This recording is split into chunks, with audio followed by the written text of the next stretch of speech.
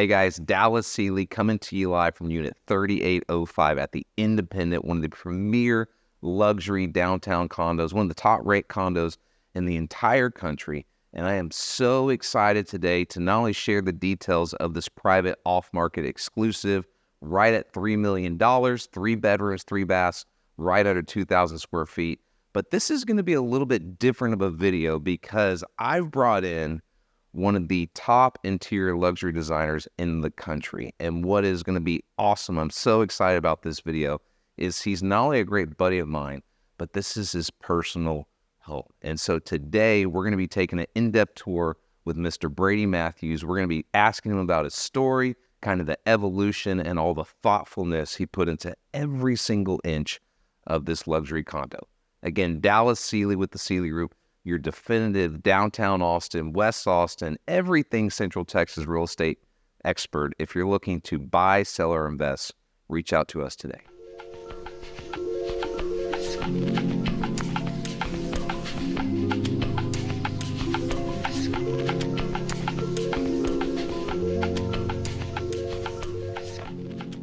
All right, guys, we are coming to you live downtown Austin, and I'm here with my friend, close confidant, and one of the premier experts that Amy, myself, my entire team looks to here for our real estate needs, Mr. Brady Mathews. So I'm sure there's some like background clapping going on. Thanks, buddy. Yeah, man. So glad to be here. I'm super excited to tour your luxury condo here at the Independent and talk about all the incredible finish outs. It is for sale right now, off market. So if you are interested for a private tour, reach out to me today. But we'll take a step back. I remember I was introduced from a friend of ours, another top agent here in town. And, you know, we were really wanting to up our game with the interior design of our personal home. Mm-hmm. And that's how we were originally introduced to you. Mm-hmm. And he did such a great job that very first day coming in. You know, if you know my wife, Amy, she is very, very traditional. And, you know, if you're married, you know this, they will not listen to their spouse. It takes someone else to tell them the same thing. And you really just did a great job of coming in that first meeting and looking at the space, hearing what she wanted, hearing what I wanted. And it's not like you had a fresh, you know, a fresh paint board to work with. Like, it had already been designed and filled. Mm-hmm. And we weren't happy with where some of the things were at, and we wanted a refresh and update. And so kind of talk to us about your first interaction with the Seeleys and the challenge you had, and sort of how that evolved into not only really a thriving partnership. You are a go-to interior designer recommendation to every single person we know, clients, friends, family, everything, but really how that evolved into a great friendship where we have drank a lot of wine together over the past few years. Yeah. With your home, it's something that I see and have seen often where you've worked with previous designers. You're in a new space that you guys designed together, and it's all coming together and being filled. And so oftentimes I get pulled in a little after the fact because something's not jiving, right? And the homeowners recognize that, but they're not quite sure what it is. And what we found, which is common with a lot of clients, is you didn't feel like you guys were being heard, right? And what you were wanting wasn't translating with the selections that were being made, which is super frustrating. You're spending a lot of money. It's not ending up exactly how you want it. And that was evident pretty quickly, you know.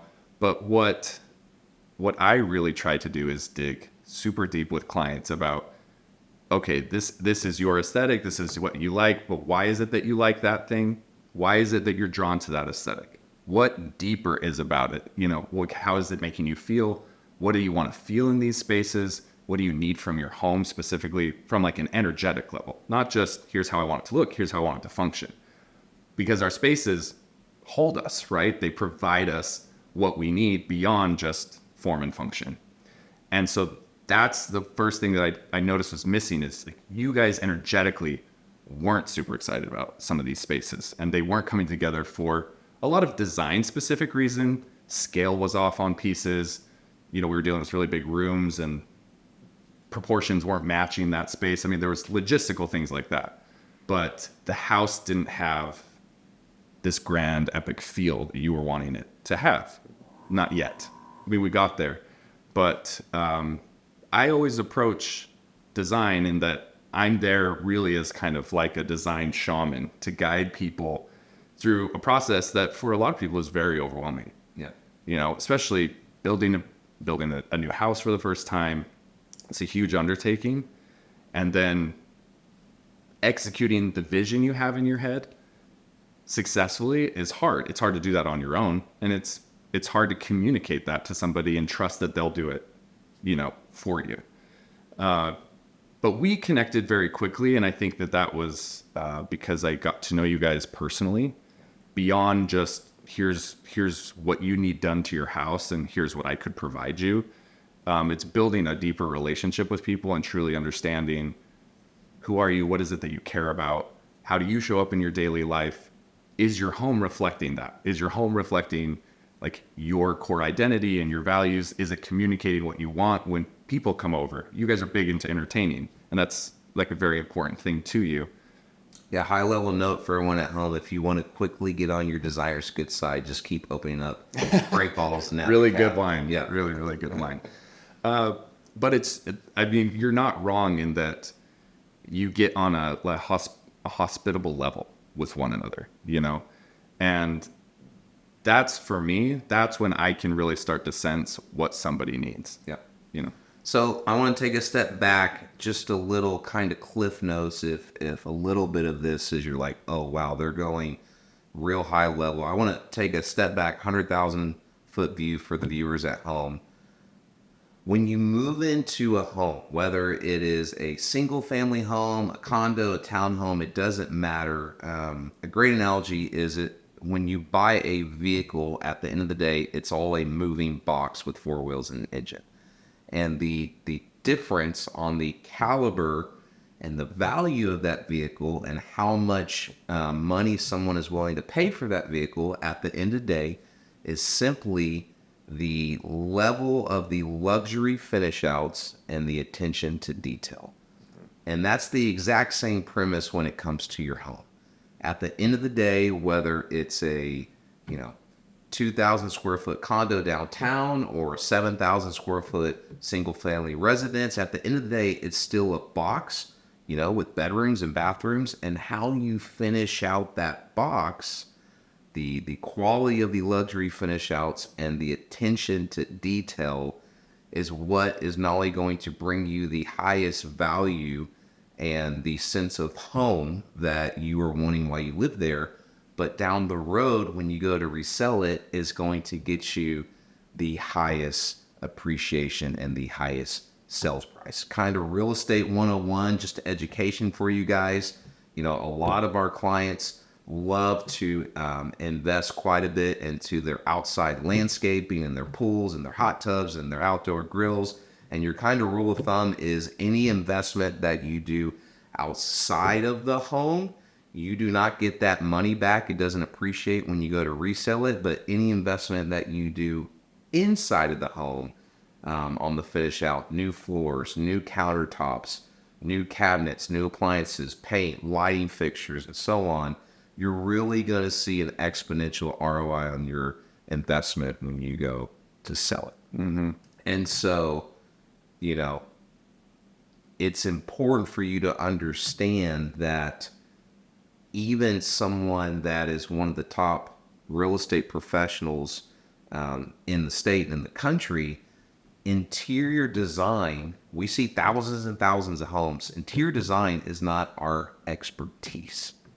And so my encouragement to you guys is, whether it is initially early on, right when you're buying your home, which is what every designer, I would assume, would be their preference, or you're living it now, and like the story we just told, it's not jiving and it's really not where you envisioned it.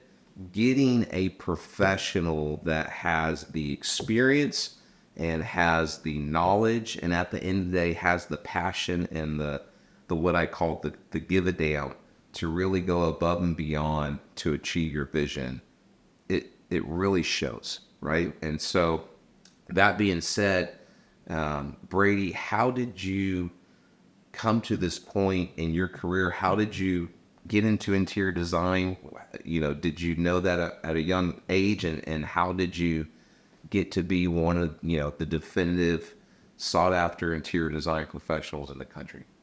Yeah, I was always drawn to anything creative, and I grew up around it. My dad builds high-end homes. My grandpa was an architect. My mom just has a natural kind of knack for creating experiences. Like, our home was always designed to match whatever holiday or season. Like, she really understood the impact that had in creating a mood and an environment and an ambiance. So I always knew that I wanted to do something creative. I was drawn towards architecture and art. I started out with a fine art scholarship and realized, what am I going to do with that? But then I had a counselor recommend interior design, which I had a very false perception of what that degree entailed. I was like, I don't really want to be a decorator. I don't really care about that so much. And she really educated me on how much larger that profession is beyond just aesthetics. And so my degree was in interior architecture and design. I studied graphic design as well, and it's a really great combination of all of those things. I'm very drawn to basically how anything visually communicates. You know, whether you're in somebody's home or you're at a hotel or you're at a restaurant, and looking at all the ways they are communicating to their user, this is who we are, this is what we're about, this is, you know, what's important to us. So I took that route not really knowing what I was going to do. For a while, I thought I wanted to just only do commercial, but I happened to be in the right place at the right time and started working for Restoration Hardware well before they really had a strong emphasis on interior design, and I think people still saw them very much as like a cash and carry retail store. And what I found there was an incredible CEO who is an amazing visionary, and was so drawn to how can we make that brand more of a design destination. And that it melded a lot of the things that I loved. And I had a whirlwind career with them, became the youngest senior level leader in their company within 4 years. And I was quite young at the time, but that was my interior design education, was truly working there, working very closely alongside Gary Friedman and working on incredible projects that I don't think I would have ever had the chance to work on at such a young age, for celebrities and athletes and high profile CEOs all over the country. And what it taught me, because it was still somewhat of a retail environment, was I had to be a different designer for every client that walked through the door. And that, I think, was the most important thing I could have learned very early on, was that at the end of the day, it's never about me. You know, I'm just the catalyst and kind of the vehicle to get people to where they want to go. But my ego doesn't have a place in this business. You know, I love what I do, and I know that I'm good at what I do, but it's guiding people and being what they need and having the flexibility to adapt to what, you know, different types of temperaments, different types of, every single client is so different. And so I quickly realized, you know, that I started to have people come and approach me individually, and I was like, I should just take the leap and go and see if I can build my own dream, because I had spent 5 years building It's time to bet on this other dream. Yeah. Yeah. And so, and it's been, you know, I've managed to go 6 years without ever doing any type of marketing, because I trust, you know, I love the clientele that I work with. And I think the impact that they have in their lives and what they experience speaks for itself. And so I've been very fortunate to this point to have wonderful clientele like yourself that was a referral from someone else. Yeah. So was really raised around high-end luxury homes, architecture. Your mom had a little bit of interior design going on. You then got your degree in the specialty, and the same with my business degrees. They are great on the shelves collecting dust, but that's not really where Yeah. I cut my teeth and really started to gain a skill set that brought extreme value to my clients. Your first chapter was with Restoration Hardware, arguably the largest luxury furniture and now interior design company in the country. And it sounds like you set record after record.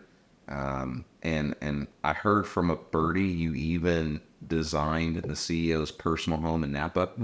I had the privilege to kind of weigh in and collaborate on a couple of his homes, which is really exciting. So yeah, it was very fortunate of a time that I got to be there, and it was a whirlwind, but it was my deep education into design. Yeah, man. So kind of just propping him up. I'm sure it's coming across on camera, the extreme humbleness. We got the referral to Brady, and Brady nor anyone else never mentioned sort of his resume and his accolades, and the fact that he had just been a dominating force at Restoration Hardware, the fact that the CEO hand selected him to help design his personal home, the fact that he has done multiple $20-30 million homes here in town, Lake Austin, all the things. He came in and it was an authentic, I really want to connect and know who you guys are and do my best to serve you in your vision. And I think at the end of the day, whether it's a real estate professional or an interior design professional, what makes you great is, no one is a transaction. It's not a quantity type of business. At the end of the day, your give a damn and your care for every single client and treating them and serving them to the best of your capability is what makes you great. And I just want to share from personal experience, that is exactly what we experienced firsthand. There was no resume. We had no idea who he was, and it was just a referral. And, by the end of the first meeting, we were drinking a great bottle of wine and talking about the vision together. So just really appreciate how you approach things and how you are very 100% invested in every single client that you work with. No, I appreciate that. And you understand this because we are in the people business, and not just the people business, but arguably dealing with the most intimate, personal aspect of people's lives, which is their home. And so that already is, I would say, like a very charged thing that we're dealing with.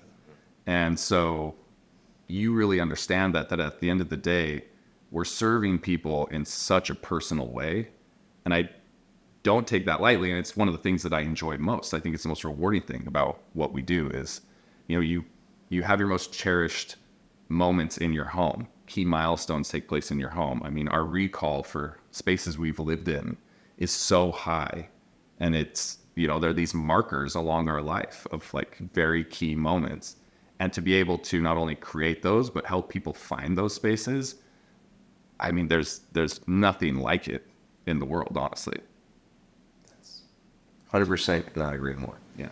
So I know the people watching are excited to tour this luxury off-market condo. We've talked about the importance of design. We've talked about your history and evolution to this point. Why don't you kind of start off and set the stage and, share with us the story of this space we're in now, and then we'll go kind of take a tour. Yeah, no, that's great. This condo was bought off of tiny renderings and tiny material samples back in 2015, years before, I think 3-4 years before the building was finished. I got enlisted. I was actually hired to help design this space, and the client at the time is now my spouse. So it was a very interesting evolution when I got pulled in, it was still very much under construction. So we were dealing with just floor plans. We got to do a very rough walk when there was just not even sheetrock yet to get an idea of this. But I say that because it further reiterates what we're talking about as far as being very intentional about the design for a specific user, which was a client at the time. And then as our personal relationship evolved, then that mentality then shifted because we were dealing with two people now moving into this space. And I was also considering myself in that. So we went through several design iterations until we got here. But the tricky thing with condos is, unlike a house, you don't have a lot of architecture to work with, right? As far as the outside of the building, which is beautiful, but there's not a lot of architectural interest in a condo. I mean, it was like a white box when we moved in. So can I ask kind of a big picture question that might be going across in the viewer's mind? You guys, you could have been anywhere. Why downtown? And then why, instead of a single family residence in Clarksville or Tarrytown or Rollingwood, why a condo? Why the independent? And then why was this unit chosen? Yeah. I had been in a house previously that I loved in Austin, and it was half an acre with a pool and a very cool Spanish colonial house, and I loved that. There's trade-offs when being in a condo versus being in a home. What I always say, it's which type of, I guess you could say, not necessarily stress, but which type of maintenance do you want to deal with, right? So there's trade-offs. I had really enjoyed being in a house, but I was, the upkeep and the maintenance and a yard and a pool, for me just living there by myself, it felt like a lot. And so I was excited about the idea of being in a condo. I had never lived in a downtown space before, so I was excited about experiencing an entirely new way of living. And what I quickly realized is, everything's convenient here, which, when you think about how you want to live your life and where you want to spend your time, and just your lifestyle for that phase of my life, being in a condo where we can just lock and leave and go on vacation, and all the amenities that you would want are already in the building. We have an incredible gym. There's an amazing pool. There's huge group spaces that you can meet in. We have a movie theater. There's a kids play area. There's a dogs area. So all of those things you don't have to worry about, and they're provided for you in the building, which is great. And then just the convenience of being able to walk out of our door, and within 10 minutes we can be at any of the best restaurants in the city. Mm-hmm. We can walk 2 blocks and we have the trail around Town Lake. It is close to everything, which I love. So I was excited about just an entirely new way of living. And it was really fun for me because I learned a lot about what living in this type of space is like, and also what it needs from a design perspective. Like I was saying, when you're in a house, you have architecture all around you, from the inside to the outside, and your environment, wherever you are there. And I've always said, and I really learned this at Restoration Hardware, the best design are the ones that are harmonious with the environment they're in and take their first references from their surroundings. And I think spaces feel really good when that's the case, because they feel so harmonious. You don't have this disjointed feeling from inside to outside. So there's a lot of serenity in the space. So that was the first thing that I really started to think about with this, because the environment was one I had never experienced, right? We're downtown, we're surrounded by buildings that are concrete and glass and brick and stone. You have a lot of hard elements all around you, even though we have an incredible view of the river and hill country and all of these trees. But that immediately began to inform specifically the color palette, because I wanted this to feel very serene. I mean, for me and my partner, that's the most important thing about our home, is that when we're here, our nervous systems can settle and we can relax, and that it's a place for recharging. The interesting thing about being downtown is you have visible energy around you all the time. Yeah. Which is different than a single family home. So it's so peaceful up here on the 38th floor, and you really can't hear much, but there is a visual excitement anytime you look outside. You know, you see people, you see the day unfold, you see it start in the morning. And we specifically really chose this corner on the southeast corner because we have beautiful south views and sun year round. And we can see all the way west to hill country, but we don't deal with the late in the day sun, which in a high rise that is mostly glass can be pretty brutal and harsh. But we get beautiful morning sun from the east, and you have incredible views and reflections downtown, which was, I think, one of the coolest things is the morning is beautiful, but then the sunset, you have the sun reflecting off all of these buildings in the city. And it's again, it's unlike anything I've ever experienced living somewhere. So the surroundings are so important, and it informed the color palette we chose inside. It informed a lot of the materials that we chose inside, which I'll talk about, but that's what provides a lot of this very calm, serene feeling. I think those were the, you know, if I had to pick one thing that really resonated with me is you talking about how exciting the environment is being downtown outside of this space, and the purposefulness. I think the words you said were, hey, a home should be a place where your nervous system calms down and you actually recharge. And so, you know, as you're saying that and I'm looking around, I can now see that important part of the vision that, hey, we wanted to bring in you know, more neutral colors. We wanted to bring in softer materials like the wallpaper and the curtains and the rugs to really soften and lighten the mood when we are home, even though we're in the heart of downtown Austin. Yeah, no, 100%. Because like I said, when we first moved in, and we knew we were going to renovate and we were going to make changes, and so we didn't go crazy upgrading things. You know, I looked at specifically what would be easy to change and what wouldn't. And when we first moved in and everything is just smooth and white, again, like there's no other interest architecturally. So you have to bring the interest in the materials. And like you see, it's layering texture on top of texture on top of texture. And even though it's all in a similar color palette, there's a lot of visual interest and a lot of softness juxtaposed with all the glass and concrete that you see. I think to sum up this kind of nugget for the people watching at home, anyone can purchase and live in a box, in a house, right? Whether it's a downtown condo, a single family residence, whatever. It has a bedroom, put your bed in, it has a bathroom, and it's a house. Mm-hmm.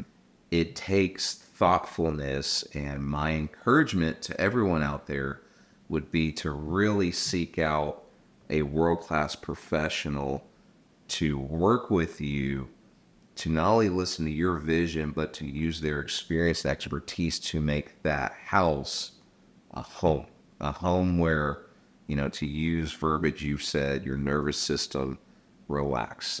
You are making pivotal moments and memories that you'll remember the rest of your life.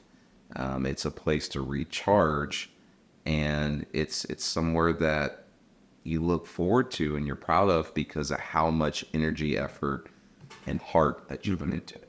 Yeah, and I love your car analogy. You're absolutely right. And I used to be one of those people that viewed luxury cars and be like, how necessary are these things? You know, does this justify the price point? And what I have learned is it's also user experience, right? The drive experience in some of those types of cars versus a very standard entry-level car is completely different. And that is the same with a home.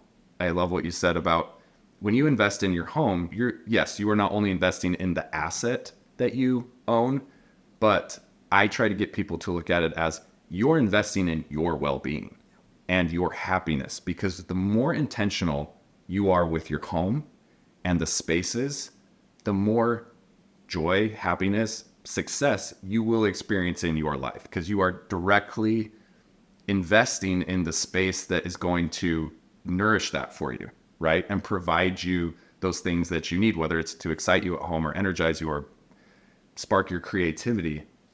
And I think mostly that's just awareness, you know? I think people disregard a lot of that. And I think there's a bad kind of conception that luxury has to be expensive. And I have never believed that. I think the most luxurious experiences and spaces feel that way because they're incredibly personal. Yeah. Like the level of detail and intention and service, that's what makes something feel luxury. You can have that in your home, and that doesn't mean you have to spend a lot of money. It's more of just, if you don't know those things, work with somebody that can help you learn those things and make you aware of those things. And then your home starts to feel completely different to you. Just a personal story to reiterate what Brady just said. Brady had really just finished his first chapter of helping Amy and myself with our personal home. And COVID hit, and I've talked about it in the previous video, but long story short, we got an all-cash offer for triple of what we had just paid a couple of years before. And one of the main things on why we did not accept the offer after a lot of long conversation is, Amy said, we just spent all of this time, this energy, this effort working with Brady to really upgrade these spaces to make it ours. Why would we turn around and sell it and move out? And so that was definitely something that is so true when you do work with a world-class professional. The amount of pride that you have in your home, if done right, can be so great that even if you do get an offer for triple of what you just paid for it, you might turn it down. Yeah.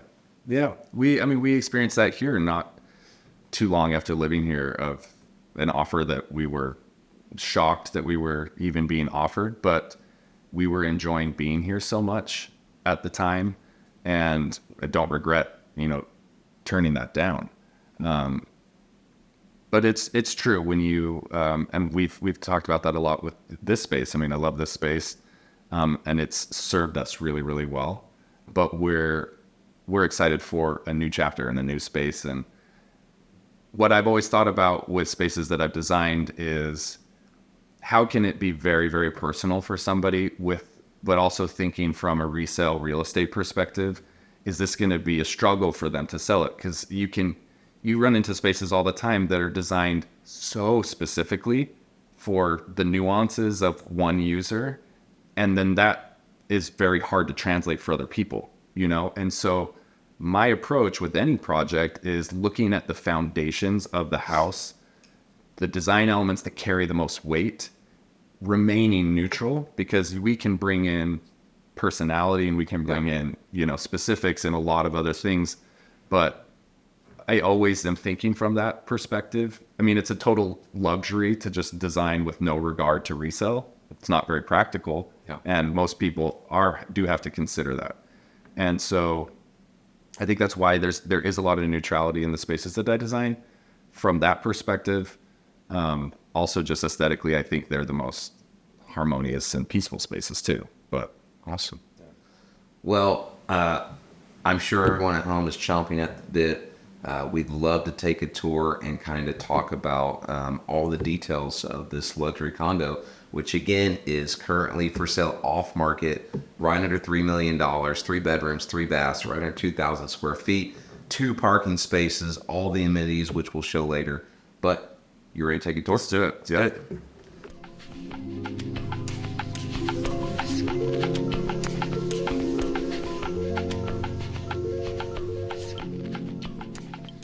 Talk to me. You immediately come in and you're greeted by these wow pops. Kind of share the vision and how it got to this point and all the details and all the good things.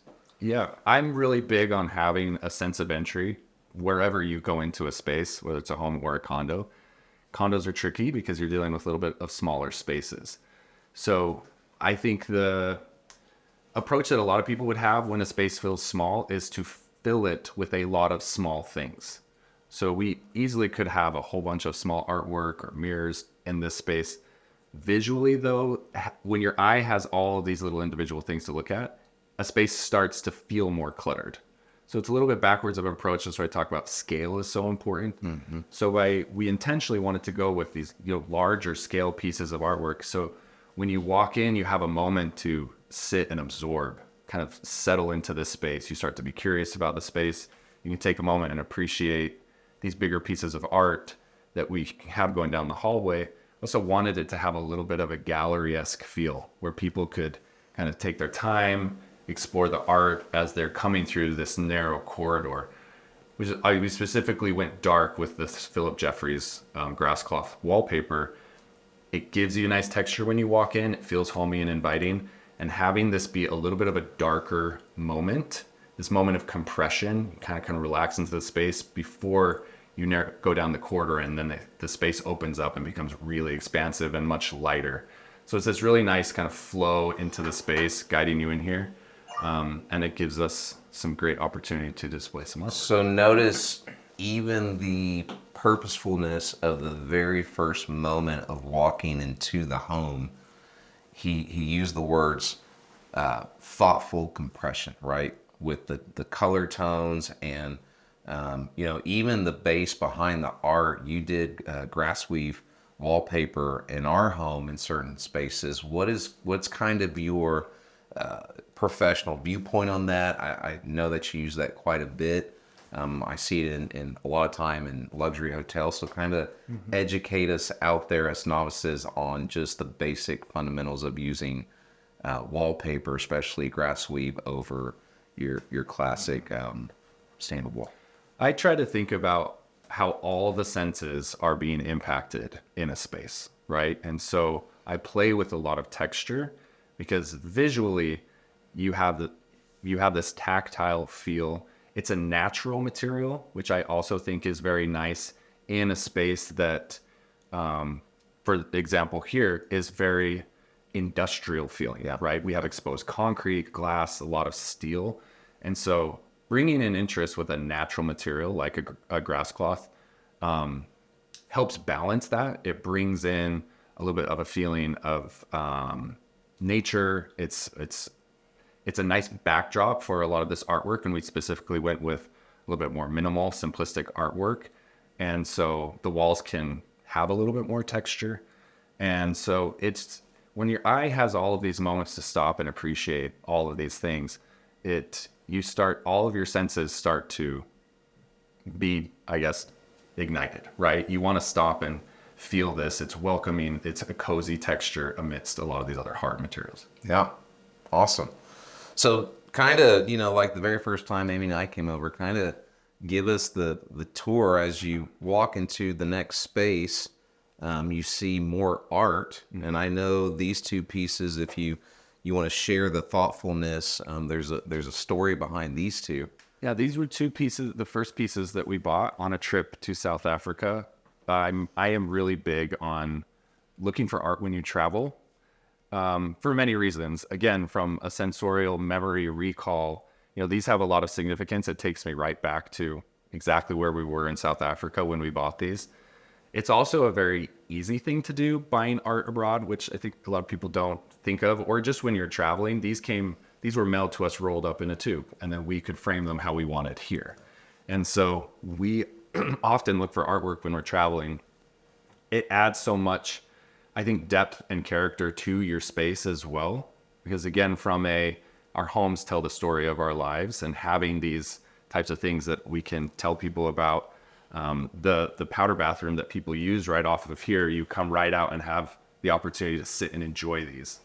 And more often than not, we'll have guests over and then we'll wonder where they've been. And they're usually standing and just enjoying these pieces of art. So we intentionally put them here where you had some vantage point to observe them. So it's very strategic on, again, how people are enjoying the artwork and that they have, the right perspective and the right space to sit and view it. Wow. Awesome.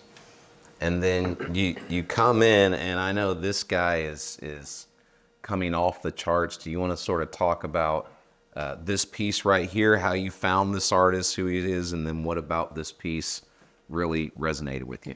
This is an incredible Swiss artist named Simon Berger, and he does all of this work on tempered glass with a hammer. So we had the opportunity to go to his opening reception here in Austin, the first U.S. show that he did.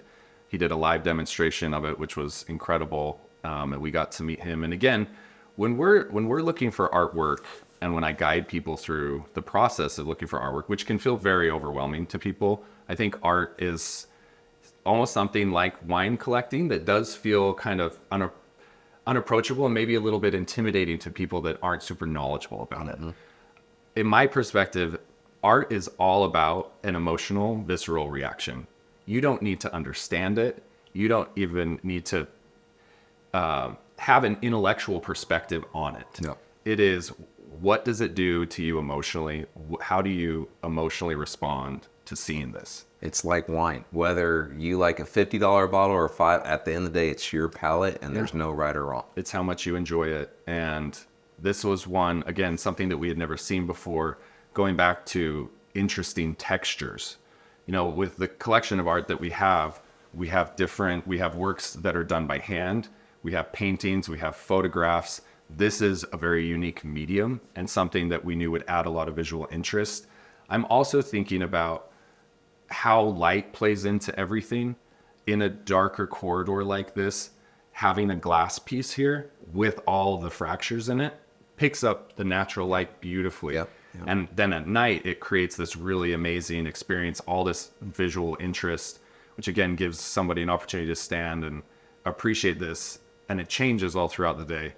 And so, you know, we could have done a mirror in any of these spots, but the reflection off of this ended up being perfect. And with the dark backdrop, it gives great contrast. Love it. I think instead of a mirror in our wine room, we need to do one of these pieces. Which would be very cool. Very All right, well, let's go to the heart of the home. You come in, and the first time Amy and I came to drink wine here, we were just, wow, from the views to the furniture placement to the design, the textures, the colors, everything screams thoughtful luxury. But back to what you said before, it's not over the top. If I look out those windows, I'm seeing all these massive buildings of stone and glass and cranes, but in here there is that sense of zen. So will you sort of walk us overview of how you put the whole space together, and then maybe we can go section by section? Mm-hmm. Yeah, this is the largest, most open space in the condo, which can be tricky as we are, you know, delineating between several different spaces and uses in the space. So there's the main thing that I thought of first and foremost is how can we ground some of these spaces and help define them in what is, you know, close proximity to these other things. So one of the first things is that we knew is that we needed a really phenomenal light fixture in here, which is kind of the jewelry of this space. When you're dealing with a mostly open space, things like a chandelier, and then I would say even in here, like the plumbing that we used at the kitchen island, they're the finishing touches on these spaces. So we went with one significant light fixture here to be the main, I guess you'd say, jewelry in this space. And then we went more quiet with the other lighting because we wanted it to be about the view, right? We wanted openness when you walked in here. Didn't have anything obstructing that view. This fixture, which is an incredible custom piece by Jonathan Browning out of San Francisco, does help tie a lot of this together with the tone of the glass and the color of the light fixtures, and it does help ground the dining space while still keeping this very, very open. I talked earlier about just importance of scale in a space like this is, again, it could have been very easy to go with a lot of small pieces of furniture in this space, which would, again, have made it feel tighter, right? It would have felt a little more clustered. And so very intentionally kept similar heights on everything. We went with a little bit low profile of sofas. We kept the chair backs really low. And that was very intentional to keep everything feeling very grounded and have the emphasis be on the view. And then again, color palette wise, I have always said this space could feel so different with just different artwork and different furniture. Because the foundation is so neutral. It's a beautiful canvas for somebody to come in with their own aesthetic. This space could lean so much more traditional than we have it, because we're just drawn to a little bit more of a contemporary style. But nothing is overly contemporary. Nothing is overly specific or austere in any way that somebody maybe with a little more traditional taste wouldn't be able to use this space, which was, again, very, very intentional. This space holds people really, really well. Yeah. We've had dinners, we've had events, we've had parties where we've had 30, 40 people in this space. And having these little individual pockets between the terrace and all these areas in here, people can really move through the space, and people settle in and find these little pockets for conversing, and it can really hold a crowd very well. I think, and I'm sure it's going to come across in the video. You guys know Amy and I go to Napa a couple times a year, and, the higher in the winery and the tasting experiences, the more cozy, the more intimate. You're not doing groups of 10, 12, 15. It's groups of 4 or less. And this really reminds me of a lot of high-end wine tasting spaces we've been on, from Alejandro Bulgaroni to 100 Acre and so on, where, they brought in some other heavy hitters like Howard Backen. And you go in and you're like, wow, it's cozy, it's zen. It feels like someone's living room where naturally you just want to sit down and have a glass of wine and chat. So yeah. I think it really gives off a similar vibe, and really well done on the intimacy on how everything ties together. Yeah. Cool. Can we look at the kitchen? Let's look at the kitchen. So the kitchen was a complete redo. You're typically limited in a condo in what you can change and what you can move. So all the appliances stayed in the same space. We worked with Matthew Quinn out of Atlanta, who is one of the foremost kitchen bathroom designers in the country, and he happens to be a good friend of ours. I love collaborating with experts in my field who have a specific niche, that's not necessarily my strongest forte. Yeah. And I love it because I learn so much working and collaborating with them. But the best design always comes through collaboration. And so he worked with us and gave so many amazing ideas on how we could maximize the space, which is, again, one of the number one things you're always considering in a condo, is because your space is more limited.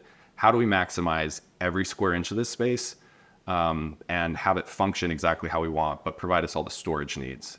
So he came up with a lot of really incredible solutions in here by building this integrated pantry, which just used to be an L-shaped counter.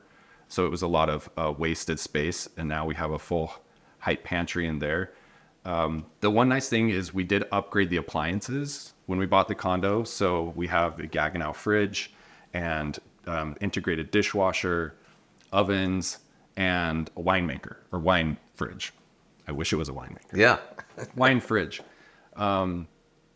We intentionally paneled everything because, again, having things kind of fade in and look integrated, it's less busy for the eye, right? So the space feels more expansive than having this all broken up, which is why we wanted to conceal the hood behind here, which is a very cool contraption that our friend had. So the exhaust turns on when you open it.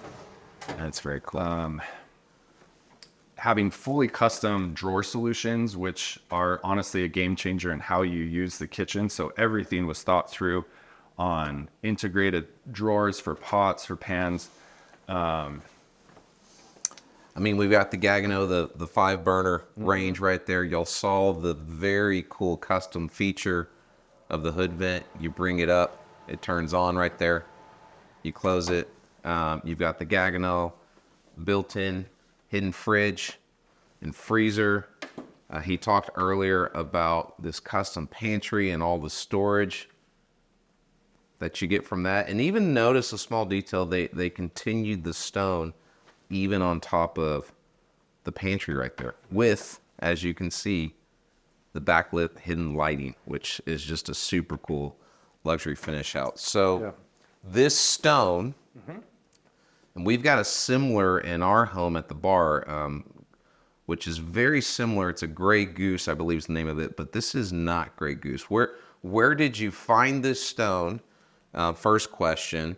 Why did you guys select these slabs? And then talk to us about the luxury choices of continuing the pattern up the backsplash. I don't see any outlets, which is another luxury finish.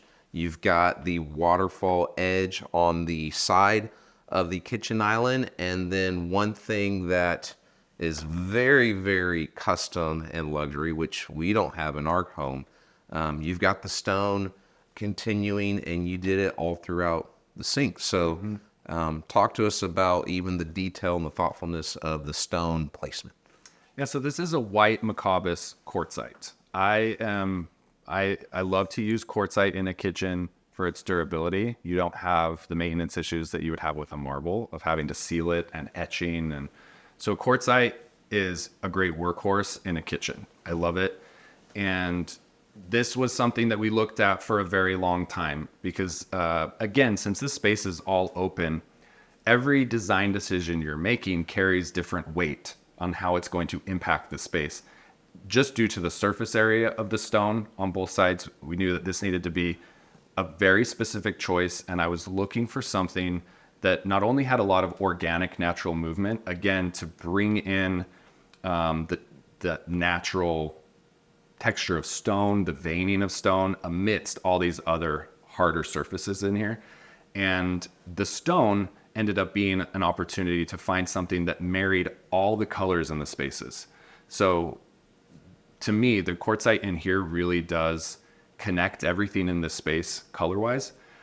I'm a big fan of an integrated sink, again, for you get to continue the beautiful veining through here. And it's also another uninterrupted moment, right? If this was a white sink or this was a black sink, it would look beautiful, but it's another opportunity for your eye to stop. And I didn't want to break up this beautiful veining of the sink. So it does kind of fade away in kind of a very subtle elegance, and I love that. It's also really durable and great to clean.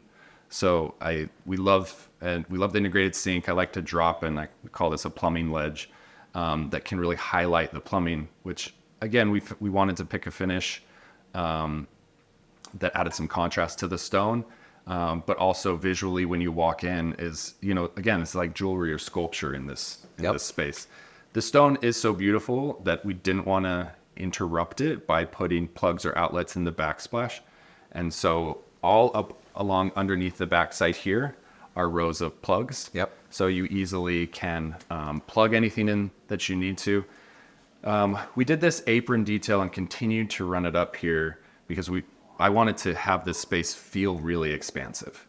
It is a smaller kitchen surface area, and if we had kept, a thicker or a thinner counter, and maybe we did like a tile or something, again, it would just break up this small space even more, where having this flow linearly like that, visually, it gives us nice expanse in the space, and then it speaks back to the island balancing each other really nicely. Yep. So we see this in a lot of high-end luxury homes. Kind of cliff note takeaway ideas for those at home. Having the continued backsplash, especially if you can vein match, whether it's quartzite, marble, some kind of high-end stone. We see that a lot.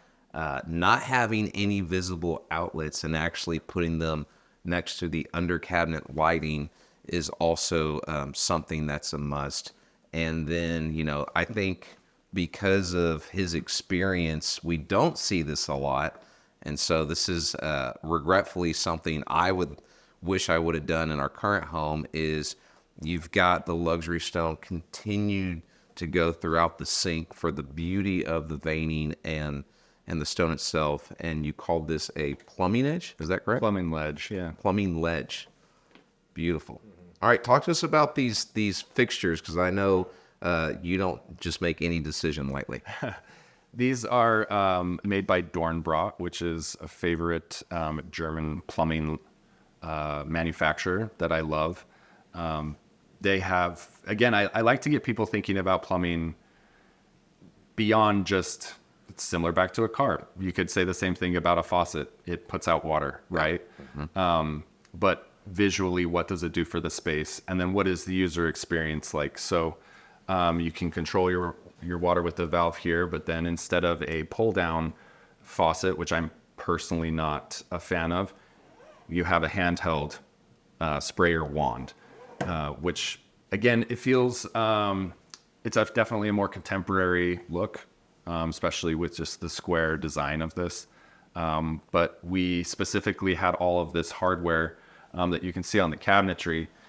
This is all custom made steel hardware that was finished to match. Oh, I see that. The plumbing. So this was so important, the heart of the home plumbing fixtures for, the kitchen sink. You made this decision first, and then y'all got custom cabinet pulls to match. Yeah, which a lot of times that is how it flows, because the metals are complementary to each other, and you can see had we gone black, it would have really faded into this black stained wood, but we liked how the light catches it similarly to how it does on the faucet. We went very, very minimal with the hardware and didn't make it a standout feature. If these were brass or they were chrome, they would be much more of an accent, draw a lot of attention to it. We didn't need to draw attention to the hardware. I mean, they're beautiful and they feel great in your hand. And so we kept it very, very simple with just the same size pull everywhere. And then we opted to not do any hardware on the uppers, just to keep it. You can see the same pulls here. Yeah. So everything is very seamless, and that this all flows really nicely. So we've got a Gaggenau oven right here. Is this a microwave or steam oven? This is a steam oven that also can function as a microwave. Got it. So we've got our top of the line European appliances here. We'll get it in some of the footage later on. We've got the same matching Gaggenau wine cellar right here. But there's kind of, and I remember from the first time we visit, there's kind of a cool hidden feature you guys designed right there. Is that correct? Yeah, so this space previously was the pantry, and we moved that over there. And we were again thinking, how do we want to entertain in this space? And, we had started to get a little bit of a feel for how that was going. And what we were missing was, somewhere to have a bar. And we very strategically decided to move that into here so that it was very convenient with the wine fridge. Yep. And then when we reconfigured this island, we also added a hidden pebble ice machine, which is probably our favorite feature in the whole condo. Oh, okay. That is right there. So now this area really becomes like a nice entertaining bartending, open up a drink. Right. We can keep this closed if we want, but then I designed these specifically with Matthew Quinn so that it could be seamlessly put away, and then the bar looks like it's meant to be open all the time, which is honestly how we keep it the majority of the time, because it's so he mentioned that earlier, right? And I think in any client focus, people service business, Brady, you said earlier, collaboration is key, right? And just like when you hire myself, when you hire Amy, when you hire anyone on the team, you're not just getting one real estate professional. You're getting an entire army of the best working on your behalf. And we all collaborate together with different perspectives and paradigms to get the best outcome. This is just off the charts, right? And so I want to make a point that we've got one of the best interior design professionals in the country, and this was his own personal space, and yet the vision for having the highest possible end goal was so important that, you take 99.99% of other people in this position, their ego is going to lead with the decision making, but yet you had the foresight, no, I'm going to bring in one of the best specialists in the country to get an outcome like this. Yeah. Because a lot of the time there's a vision in my head and I rely on another industry expert to say, how do we get it done? How can we make this? Is it possible? What can we tweak? And again, that collaboration between the two, we always end up with something better. So I very specifically didn't want to see the doors when it was open. That's one of the things that I don't particularly love about pocketing doors in a kitchen, is that when they're tucked away, you still see all of this. And I wanted a cleaner, more integrated look. So I asked him, is there a way that those could tuck away and we could cover them so that it just looks like, that's how they're meant to be. So he actually designed these with piano hinges so that it can close and seamlessly integrate with the rest of the cabinetry framing. We very specifically went with a high gloss black in here to contrast with the matte wood finish everywhere else. So we have deep drawer on the bottom for liquor bottles, storage for any other bar tools, coasters, napkins, things that you could have. And then he very cleverly had this idea and way of backlighting these shelves from the back, which I had never seen before. I haven't seen, like, we have the same glass shelves in our bar at home, and I've never seen the backlit behind the glass shelf. Yes.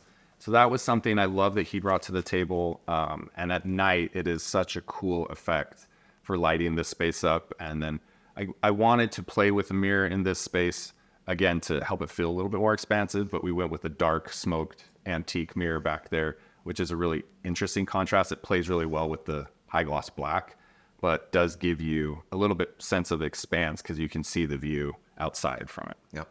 Awesome.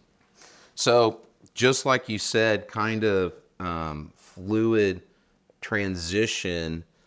You've got the wine fridge here. You've got the bar here, whether you're making drinks here or using the top.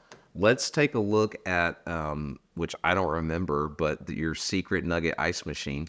Yeah. And then let's talk about the sort of entertaining space that you thoughtfully curated, which is, where we sat for quite a while and drank wine and talked, and you're saying it's kind of the primary entertaining space when guests come over. Mm-hmm.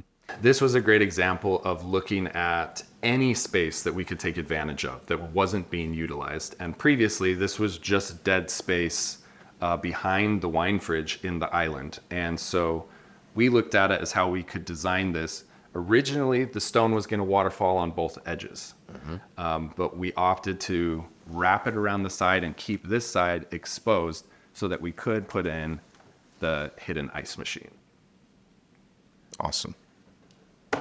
Which again came from collaboration of talking about where could this fit and looking at any of the space that we had. And it's one of our favorite features in the kitchen. I mean, even if you're living in the sky in downtown Austin, you still need your sonic ice, right? Totally. That's right. Yeah. So, all right, talk to us about this space. Obviously, we've got a frame TV here, but, when we came over, this was really where the majority of the action happened. So you've got direct east views of downtown Austin. You can see all the construction, one of the fastest growing cities year after year in the entire country. And kind of share with us your vision from the rug to the furniture choices to how pillows and blankets and that kind of soft feel continued that thoughtful zen-like, and just you've really done a really great job of how I described earlier of naturally creating an environment like these high-end wine tastings where people just want to sit down and connect. Kind of share with us the story and the vision to achieve that. This was a tricky space because, and this was something that I pointed out and that we learned, and that honestly is something to always consider. The developer of the building provided floor plans with furniture in it, which can be very misleading to somebody. What I quickly learned was the scale of the furniture that they put in those was so small. And so looking at them, you had a sense that these spaces were really, really large because they had a giant sectional in here and multiple chairs. And when you actually got to space planning, it realized those aren't accurate sized pieces that they're putting in there. So it caused us to totally look at this space differently. A lot of people would come into this space and immediately think, where is the TV going to go? Right. I I don't particularly love designing spaces around TVs, but I know that it is a priority for a lot of people. We did not want the intention of this space to be TV viewing, but we knew that we would want to be able to, and we would want to be able to have people over to, watch something. So the main priority of this space is I wanted it to hold people for conversation. And so I loved two sofas facing each other. We specifically went with large enough sofas, that you could have 4 people on each sofa, but you could also stretch out and lay down on it if you wanted to. The frame TV was the obvious choice because it could fill this large wall, and we have the flexibility of changing the artwork, which I do all the time. I love the flexibility of it because artwork can be one of those things that really ties a room together. Mm-hmm. So seasonally, if we wanted to change decor or pillows or anything, we can always be picking artwork that also complements that. And then we also can upload our own artwork. Like we can upload photos that we've taken from our own trips and make it even more personal. So the piece of art and the TV is large enough that it can be viewed really anywhere in this space, which is nice. So even when we've had people over to watch a game or to watch the Oscars or something, people can comfortably sit on the sofa and enjoy watching that. But we also you could have a table full of people over here who are also still a part of it. I see that. So if we do have a large group of friends or family over, larger entertaining situation, you can easily fit 6 to 8 on the couches comfortably. And then there's a great natural flow from the dining to the formal sitting area where if, another 2, 4, 6 people are at the dining room table, everyone still feels connected and not an extreme sense of separation. Right. I very specifically didn't want to have this visual view when you come in from the front door to be interrupted by seeing the back of furniture. So having this clear view, it not only pulls you into the space, but it does make it feel much more open. These are generous sofas, but I'm a generously tall guy, and so these were chosen specifically for us. So again, slightly smaller scale furniture. You could come up with other configurations, but again, the large scale sofas we're dealing with a similar size and scale as the island, as the dining table. Yeah. So there is this feeling of repetition that feels really serene and neutral. So kind of Dallas Cliff Notes, another nugget to write down for interior design, furniture, how everything ties together. If done right, when you do go to sell your house, or maybe it's not for sale, and you do get an offer, what happened on our home, and I'm sure you've seen this before, is on top of the sales price, they said, we love everything about your home, how it's been thoughtfully designed, how it all ties in together so much. We're going to offer you an additional X just to take your clothes and leave. Like leave everything else, right? And so that is not uncommon in real estate if things are done at the highest level. Right. Yeah. And we've had several clients that when we finished their home and they got offers years later, they wanted everything to come with it. And I think it's just because you can sense at the intentionality of everything, and the thought of taking the furniture out of that space is almost like, oh, but then it won't have this cohesive feel, right? And so people are attuned to that. When it feels really good, it feels really good. Yeah. So this is kind of the heart of the home. We've got the kitchen, we've got the dining room, we've got the formal sitting, how everything is tied together and how it can be used as separate independent spaces for smaller groups, or how it wonderfully functions as one giant space, even with more people sitting at the bar. Let's go take a look at the primary suite and primary bathroom. Great. All right.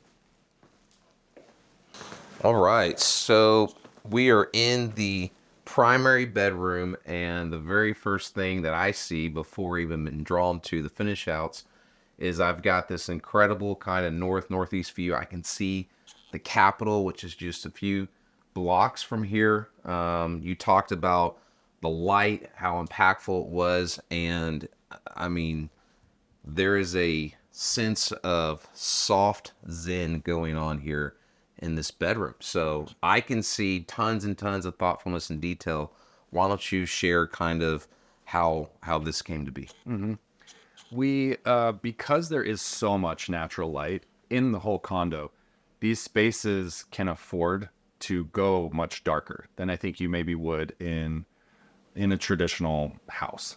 I like personally a dark bedroom to sleep in. I mean, science Who studies doesn't? have proven, Yeah. darker, colder is better. So we really wanted to make this feel like a very, very cozy cave. So we went with a darker textured wallpaper that has a lot of reflection in it. And so when the light hits it, you get kind of a beautiful ambery gold undertone to it. This, again, in a condo, you're thinking, how can we make every space feel larger than it is? So one of the ways that we did that was run the headboard up with a really tall headboard on the wall and flanking it with mirrors, which again give your eye the opportunity to go up. It gives the space have a little bit more expanse height wise. The reflection also helps. You get to capture a lot more view. It gives a feeling of openness. It reflects the pendants. We intentionally hung the pendants from the ceiling because we had to go with a little bit smaller nightstands, and it frees up that space. So again, it's a perfect example of the texture of this mohair on top of the grass cloth, mixed with the different textures of the bedding, the fur throw, the Angora rug on the floor. All of these layers on top of layers on top of layers are what gives it so much interest and creates that really, really cozy feel and space. So all the spaces also have shades that do allow some light in, but they're solar shades, so they block a lot of the UV light that can protect your furniture and your rugs. And then we added automated blackout drapes in every bedroom so that you can have a really, really nice dark sleeping experience. And I see the curtains y'all chose pretty similarly matches the headboard. So I know curtains are a detail that I didn't really know a lot about until you helped us with our home, and they really are not only super functional, but they add beauty and they add softness to every space. Yeah, they can serve a lot of purposes. They also help with sound, which in a space like this is very helpful. And yeah, we're playing with similar textures. We went with a velvet that also caught some light, so you have a visual interest with that as well. But when they are all closed, this space feels very soft. It feels very, very cozy. And again, they're not pulling your eye away from the view. They actually frame it really nicely and blend in with the rest of the room, which was intentional so that you appreciate the view when they're open, and when they're closed, everything feels very harmonious. Awesome. So why don't you lead us to the primary bath and all the updates, and then sort of the wow factor at the end of the hall with the primary closet. Sure. All right, so we are now in the primary bathroom, dual vanities, walk-in shower, beautiful closet at the end of this hall, but I will let Brady talk about all the upgrades and aesthetic kind of thoughtfulness you did in this space. One of the great things about the primary bathroom was it was one of the spaces that was done very, very well. So we added things in here that really jazzed up the space. We painted, we did a full custom closet, but this is beautiful marble tile that we actually really, really loved. And it flows so beautifully with the rest of the space.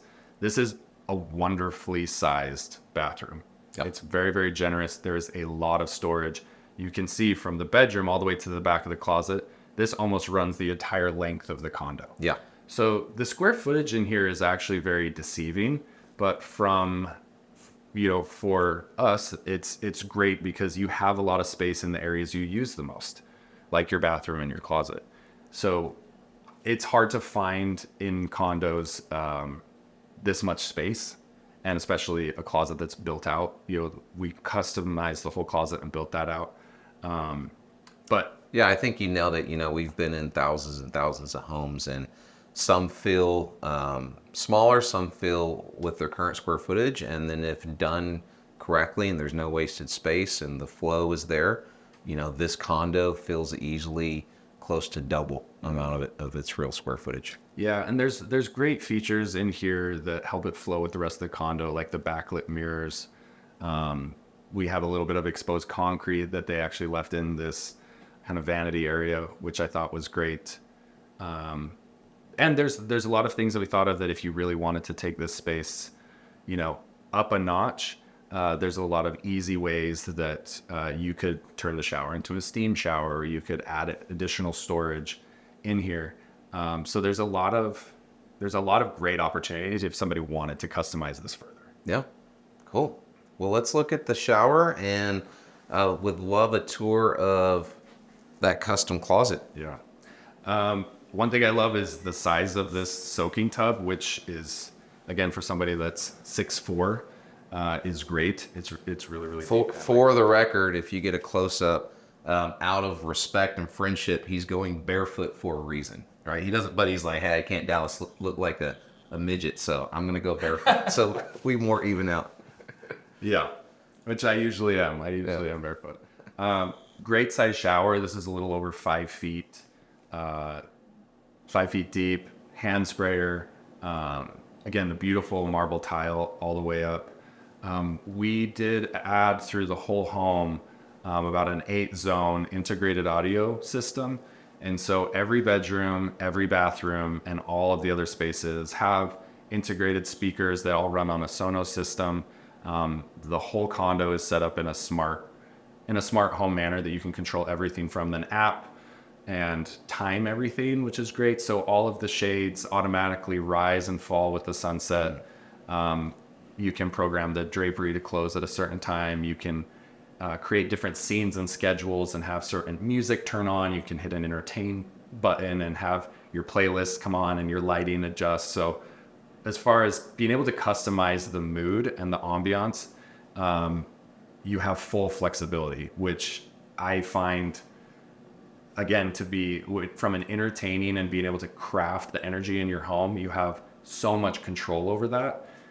So I love being able to listen to music while I'm in the bathroom getting ready or having a shower. And also from an entertaining guest standpoint, you're conversing in the main area and then someone can go into the powder bathroom and that music continues.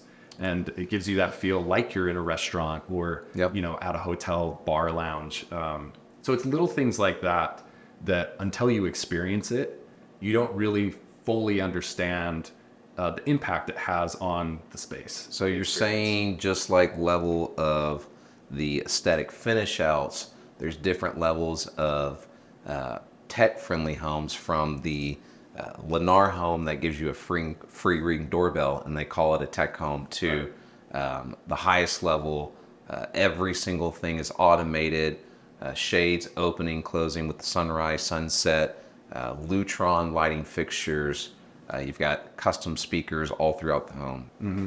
We have, and you can see one just right behind you, we have 2 kind of smart home hubs in the condo, one in here and then one close to the kitchen that you can control all the music and shades and lighting again from, so it's easily accessible.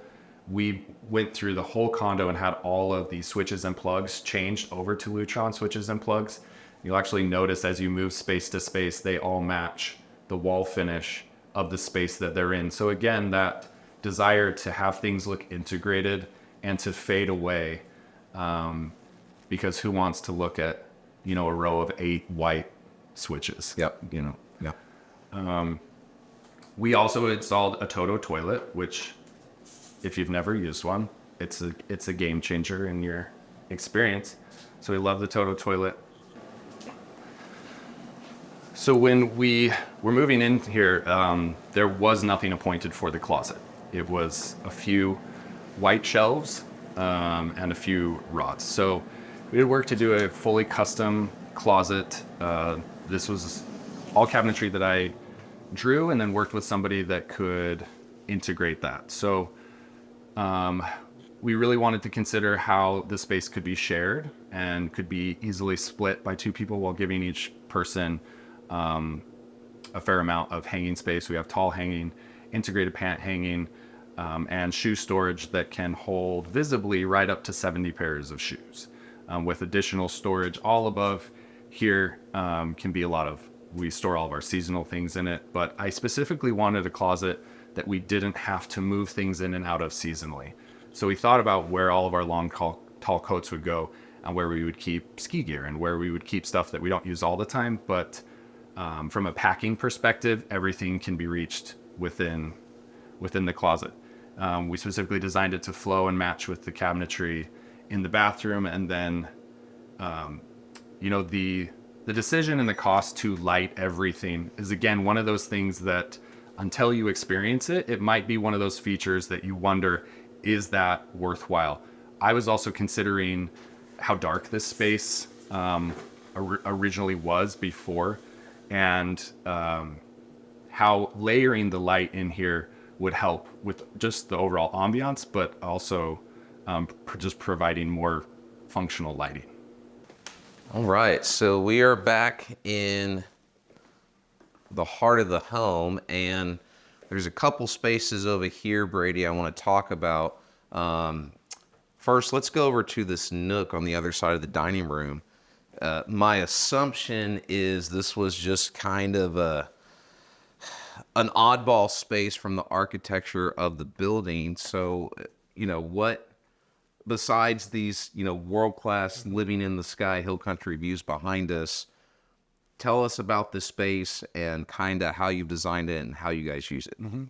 So I think they marketed this as a 3-bedroom with a study, which was kind of what they were intending this space to be.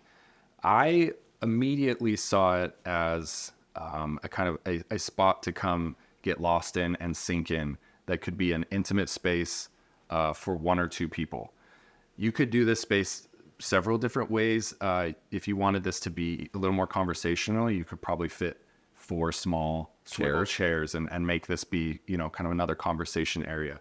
But again, from a scale standpoint, I really loved this enclosed feeling of this space.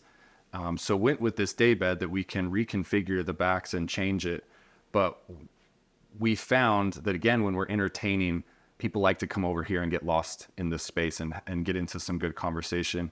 And this ends up being one of the most multifunctional spaces in the condo. I'll come and work over here, or take a call over here, sit with our daughter, and we read here. You end up getting in really great conversation because you feel a little more excluded kind of over in this space. Yep. And so it's one of those super cool flex spaces. Again, this property, this home is for sale off market. If you'd like a private tour, reach out to me today. But could absolutely be a world-class work from home office with these beautiful southern exposure views of Austin. It could be a reading kind of morning coffee space, more designed the way you guys have it now. As soon as you talked about I saw it immediately in my head, the 4 leather chairs. You could put doors here, put a cigar humidor, and this could be like a cigar room. Or if you're a big wine person, you could put a wine cellar on that wall and make it so. Just really cool multi-use functionality out of the space, and love how it was designed. Yeah, there is so much opportunity with this space to customize it to how you would want to live. It could be very easy to enclose. We even looked at one point if we just wanted to have a drapery that could close this off. If you needed to have a work from home office or something that you didn't want just open all the time. So yeah, like you said, this could be so many different things. Awesome. So again, in a space saving, how do we utilize every square inch of this space? This ended up kind of being a bit of an awkward dead space right under here. So we went with a console that could easily flex when we entertain. We use this all the time. Can set up a spread here, or have drinks or a bar over here. And then putting an ottoman underneath this gives us the flexibility that we can easily pull this out and bring it over into this space if we need additional seating in the conversation area. Nice. And one thing that I, again, wanted was to keep this continuity of the view and all of the glass. And so one way we did that is we added all of these stationary drapery panels, which behind all 3 of these is just sheetrock. Which meets concrete. So it's, again, drapes fundamentally. I know enough just to be dangerous. They soften every space they're in, right? Whether it's a downtown, more industrial box, or it's a resident, they soften it, and back to what you said, really gives it that purposeful zen. Mounting them to the ceiling, again, also helps make this space feel taller than it is. And now when you come into this space, all you see is glass. You have this uninterrupted view outside where these panels blend in with the interior decor. This is actually a really cool structural beam that some of the units have, but not all of them. These are what allow this building to have its very unique kind of Jenga tower offset. Yep. This originally was like a very bright steel color. So we matched it to the drapes so that it, again, would blend in and kind of disappear, because it didn't really need to be a feature that we drew attention to. So I noticed on all of these drapes, and I haven't seen this before, but we have drapery uplighting. Tell us about, again, luxury is in the thoughtfulness and the super fine details. Tell us where drapery uplighting came from. So anytime I'm designing a space, I'm thinking of how we can layer the light from the ceiling all the way down to the floor.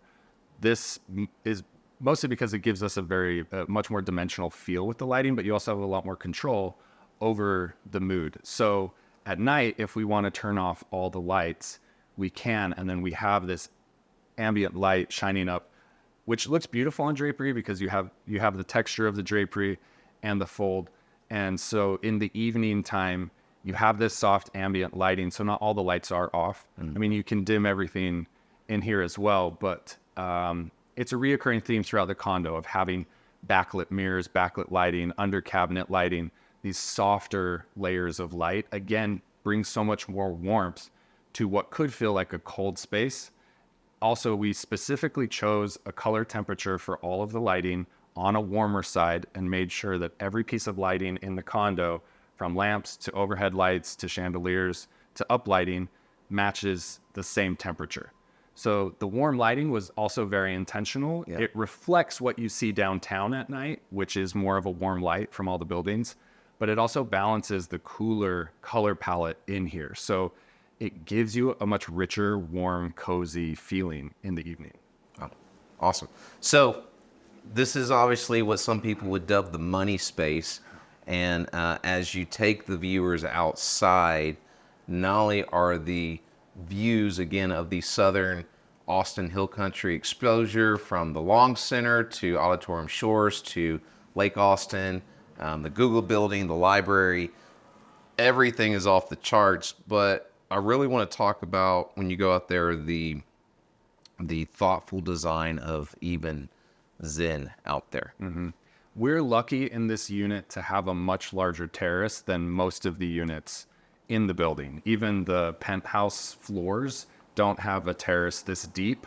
And so it is one of my favorite things. Being outside is really important to me, and it was something that I worried about living in a condo.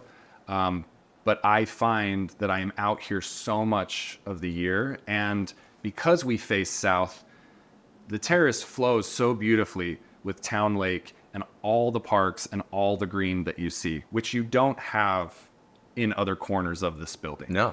So this was very intentional. It's incredibly private, even with all the other high rises around, because it is walled in on both sides and because of the direction it faces, it's completely private. So we knew that this would be a sanctuary up here on the 38th floor.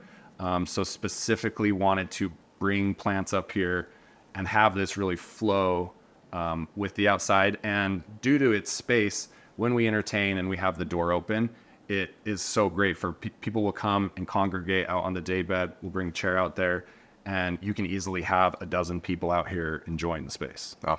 So let's go look at it though. So as you can see, Brady's 6'4", I'm a bigger guy. This is big. For a downtown condo, this is a big terrace, this is a big balcony, and you've got this wonderful breeze, which especially in the warmer months of Austin, Texas, is a must. But just the views of Town Lake, Lake Austin, all the parks. Brady, why don't you talk to us more about this space? Yeah, the direction of it is wonderful, and we were actually so delighted when we got in here of how much of the west view we could enjoy from out here. So we catch the most amazing sunsets every night that you can enjoy from the terrace. And again, we brought in planters to kind of help define this, soften it with plants that are very low maintenance and they do well with southern exposure. And what I love about this, the direction we're facing and the size is we use this space year round. Though in the winter time, the sun is lower and this whole thing gets full sun all throughout the winter. So even in the colder months in Austin, you can be out here comfortably with a blanket enjoying sun on a January day, which I love and is kind of a rare thing to be able to do. So we wanted to make this feel like an additional room. We laid down this dark decking that was not here previously, which again helps make this feel. It flows with the inside really well. Helps define this. Things like the automated candles again at night, creating the ambiance and how these plants all light up. And the size was a little tricky. You couldn't put like a sectional or a sofa or chairs started to make this feel much more cluttered. So we really thought about how you'd want to enjoy this space, which would be lounging, and that you could just be sitting and having a conversation with one or two people.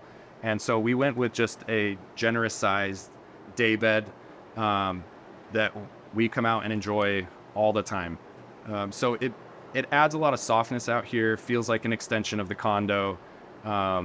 There's some plugs out here. So Yeah, I I also see some ambient I lighting have some behind additional lighting that's out here. So the mood in this space is great in the evening. And then having the plants here and what it does for your eye to see how it flows right out to this incredible view that you have. So those little pops of green up here are again balancing all these hard, cold textures and making this feel more integrated with what you see. So the utility space was another room that was very empty when we moved in. Again, in an effort to maximize storage, we built out this full custom wall solution so that this really could be a workhorse for the whole condo. It provides us a nice place that we can drop keys, we can drop mail. It's a nice central hub for electronics, games, cleaning supplies. Another thing that you deal with often in a condo is the amount of trash that you gather. So we put an additional double trash in here as well as the one in the kitchen. Stacked washer and dryer in here. We put down the marble tile floor to again bring in a different texture, provide a lot of contrast to the simplicity of these cabinets. And then again, working with a cabinetry specialist that designs these spaces, we learned all these types of solutions that we could have. So we have a pull-out ironing board that is conveniently hidden away. Plenty of storage for all the games. You have the utility access panel that's behind this hanging area, which you can use to hang or dry your clothes. So every inch of this room was considered of how it could be the most functional. All right, so we're here really on the secondary wing, and there's a great sense of separation from the heart of the home, the primary suite, and the secondary space. We've got our formal secondary bathroom here on your right, viewer's left. We've got the formal secondary bedroom behind me, and then bedroom number 3 is behind you, Brady. Obviously, both these bedrooms have the incredible southern facing views, but sort of talk us about this wing and sort of how you thoughtfully designed it for not only friends that might be staying over, but family as well. Mm-hmm. I do. You said it perfectly. One of the reasons we love this floor plan was because of how nicely the spaces were separated. And we find guests love this. It also just gives them kind of the ability to come and go as they would like with the close proximity to the front door. One thing that I wanted to address with this bathroom when we moved in, this is a full bathroom. And this is the bathroom that all of the guests would use if they were over. Mm-hmm. And originally this had a full glass shower enclosure, if I can show you. That was right here. I didn't love that because it didn't give a great sense of a powder bathroom type of experience, and I didn't like walking in and you were just greeted with a full shower. So one of the things we did in the renovation of changing this space was we added this partition wall that also now houses all of the plumbing to the shower. So you have this hidden walk-in shower, but having the wall here that we could put artwork on does give this space more of a sense of a powder bathroom. It gave us the opportunity to highlight some more artwork. And then again, very intentionally, we went with a darker palette and continued this stone that is on the floor and all the way through the shower seamlessly. We added the light cove above because this tile has a really great reflectivity to it and some unique texture to it. So adding the ambient light there, adding the lighting for the backlit mirror, and playing with lots of different textures within the same palette create this really, really rich space. This shower has a wonderful Zen spa-like feel in it by the way that it's lit and just how generously sized it is by removing the glass. So again, this was a decision that was made out of collaboration with our contractor. So again, most of these really wonderful moments that we have came through looking at a problem and then multiple people weighing in on how we can solve it. So catty corner of that secondary full bath is going to be your formal guest bedroom. Obviously incredible southern views, but yeah, talk to us about this bedroom and what was done here. Yeah, this is a great sized bedroom. And again, these two bedrooms have such incredible southern views. You can actually catch the most amazing sunsets from this bed. And so, again, we wanted the palette to stay congruent with the whole condo, but it's a little bit lighter in here with a little bit lighter of a rug. Again, you have your blackout shades. We strategically did a large full-length mirror here, not only because guests appreciate it, but what it is reflecting is an incredible view. So again, in the morning time, when you have morning sun coming in and you open these, you get that beautiful reflection of the sun. And then at night, again, the reflection of the sunset in downtown. So I'm always thinking about how does the mirror aid? Like, what is it, the view that it's giving to us? And then does it help make the space feel larger and more expansive? As a guest bedroom, I'm always thinking about amenities a guest would want, like a place to open their suitcases or sit down, hang their clothes. We have a great size kind of step-in closet here, but then we intentionally went with a bench that people could put their luggage, and then again, a framed TV so that guests could enjoy the TV if they wanted, but otherwise just blends in with the rest of the decor.